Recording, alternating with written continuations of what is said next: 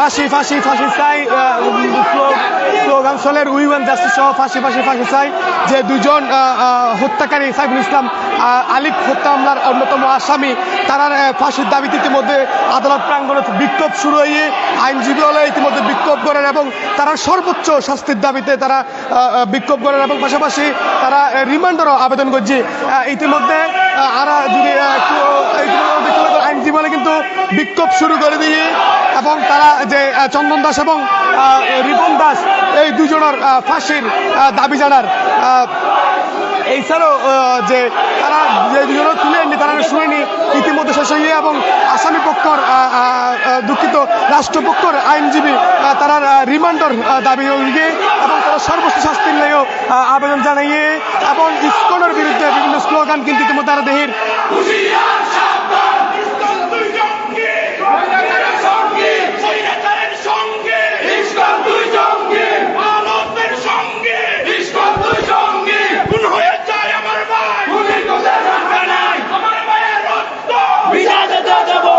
দর্শক আসলে দেখতে লাগবেন যে আইনজীবী ইতিমধ্যে শুনানি শেষে সাইফুল ইসলাম আলিপুর হত্যা মামলার শুনানি শেষে চন্দন দাস এবং রিপন দাসের শাস্তির দাবিতে যে ইসকনের বিষয় লইয়া বা হত্যাকারীর বিষয় লইয়া কিন্তু তারা স্লোগান দেন এবং বিক্ষোভে ফাটি হয়েছে আদালত প্রাঙ্গণ দেখতে লাগবেন আইনজীবী হলে কিন্তু বিক্ষোভ মিছিল শুরু করছে।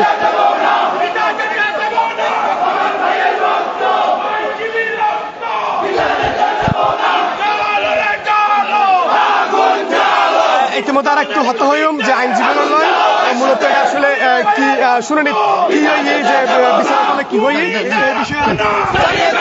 আজকে সাইফুল ইসলাম আলিফের হত্যা মামলায় এজার নামী একদম মনো আসামি চন্দন দাস 10 দিনের রিমান্ডের আবেদন করা হয়েছে এবং সন্দিগ্ধ আসামি রিফানের 10 দিনের রিমান্ড আবেদন করা হয়েছে। রাষ্ট্রপক্ষ শুনানি করার পর আমরা বাদীপক্ষে সিনিয়র আইনজীবীরা সহ আমরা শুনানি অন্তে বিজ্ঞ আদালত চন্দনের 7 দিনের রিমান্ড মঞ্জুর করছেন এবং রিফনের 5 দিনের রিমান্ড আবেদন মঞ্জুর করা হয়েছে। ধন্যবাদ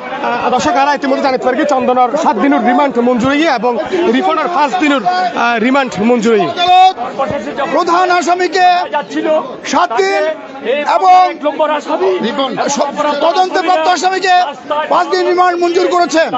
আমরা প্রসিকিউশন থেকে বলেছি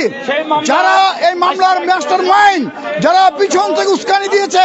তারা সহ যারা এই হত্যাকাণ্ডে অংশগ্রহণ করেছে তাদেরকে গ্রেপ্তারের জন্য রিমান্ড মঞ্জুর করা প্রয়োজন। বিজ্ঞ আদালত আমাদের বক্তব্য শুনে আসামিদের একজনকে 7 দিন এবং অপরজনকে 5 দিন রিমান্ড মঞ্জুর করেছে। কারণ আমরা ভিডিও ফুটেজে দেখতে পাচ্ছি এই চট্টগ্রাম আদালত অঙ্গনে কারা সেদিন সন্ত্রাস করেছে, কারা সেদিন উস্কানি দিয়েছে। এই দৃশ্যগুলো দেখে আমরা মনে করি শুধু এজাহার নামিয়ে নয়, যারা এজাহারের বাইরে রয়েছে ভিডিও দিয়ে দেখে তাদেরকে সত্য গ্রেপ্তার করা দরকার এবং এই মামলার মাস্টার মাইন্ডদেরকে গ্রেপ্তারের জন্য বিশেষভাবে প্রয়োজন। এটা একটা ঐতিহাসিক মামলা, কারণ আমাদের দেশের বিরুদ্ধে ষড়যন্ত্র যারা করছে তারা দেশের শত্রু, জাতির শত্রু, গণতন্ত্রের শত্রু, আমাদের বাংলাদেশের শত্রু। তাদের আমার নাম আব্দুল সত্তার। আমি দর্শক যে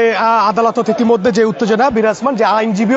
বিক্ষোভ করার মূলত তার যে সহকর্মী সাইফুল ইসলাম আলিফ হত্যা মামলা ওই হত্যা মামলার যে অন্যতম দুজন আসামি চন্দন দাস এবং রিফন দাস যারা আজ স্পেশাল কোর্ট বইয়ের চট্টগ্রাম স্পেশাল কোর্ট বইয়ের আদালত তোলাই এবং শুনানি করাই এটা কিন্তু যে বাদীপক্ষের আইনজীবী তারা রিমান্ডের আবেদন করছে। ওই রিমান্ডের আবেদনের পরিপ্রেক্ষিতে চন্দন দাসের 7 দিনের রিমান্ড মঞ্জুর করছে আদালত এবং যে চন্দন দাসের তথ্যের ভিত্তিতে যারা গ্রেপ্তার করে রিফন দাস ওই রিফন দাসের 5 দিনের রিমান্ড মঞ্জুর করছে এবং বাদীপক্ষের আইনজীবী বারবার করে হর যে তার সহকর্মী আইনজীবী সাইফুল ইসলাম আলিফ হত্যা মামলায় যে দুজনের গ্রেপ্তার তারা রিমান্ড আনানোর পরবর্তী সময়ে আরো ভালো কিছু তথ্য পাওয়া যাবে এবং এই হত্যাকাণ্ডের জড়িত যারা আছে কিংবা যারা এই হত্যাকাণ্ডের পরিকল্পিত হত্যাকাণ্ড বলে হচ্ছে এবং এই হত্যাকাণ্ডের যারা পরিকল্পনা সম্পৃক্ত এবং মাস্টার মাইন্ড যারা আছে তারা বেগুনের আইনের আওতায় তাদের সর্বোচ্চ শাস্তির দাবি জানার এবং সাইফুল ইসলাম আলিপুর পরিবারের পক্ষ তো না এখনো পর্যন্ত কেউ নদী যদি বা পাইতাম তাহলে তারা তো না কিছু জানাতে পারতাম। অবশেষে অনারের এতটুকু হইতে পারে যে দুজন আসামিরে আদালতের তোলই কিংবা শুনানি করা হয় ওই দুজন আসামির তুন দুজনের এই রিমান্ড দেওয়াই চন্দন দাস 7 দিন এবং রিফন দাস 5 দিন। চট্টগ্রাম আদালত প্রাঙ্গণতুন সাইফুল ইসলাম আলিফ হত্যা মামলার শুনানির সর্বশেষ তথ্য আছে এইটুকুই।